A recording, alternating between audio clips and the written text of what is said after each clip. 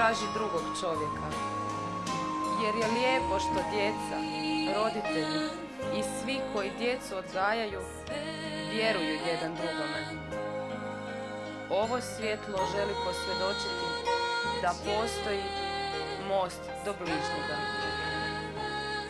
I zato neka nam ovi blagdani budu blagdani nade, kako bi si međusobno mogli darivati dar božanske svjetlosti.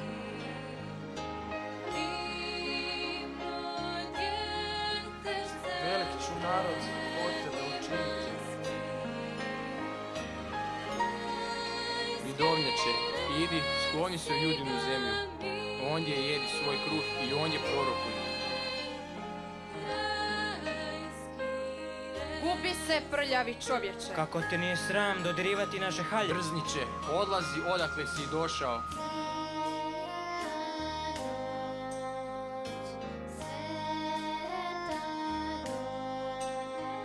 Zato što nogama gazite siromaha, podižete od njega daće žita. Možete graditi kuće od tesa na kamen, ali nećete nikada stanovati u njima.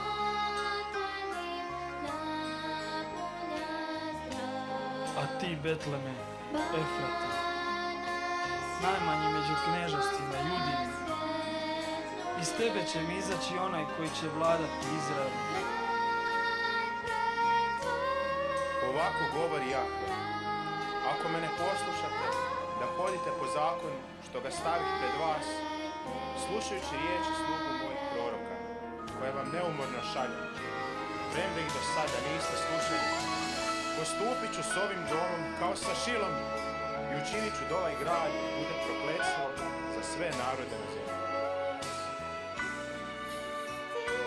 Ne boj se, Marija, ta našla si milost u Bogu. Evo, začet ćeš i roditi sina i nadjenut ćeš mu ime Isus.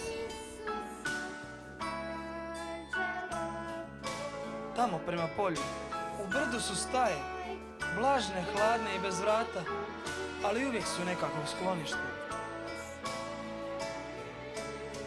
Otvore zatim svoje blago i prenesu mu darove.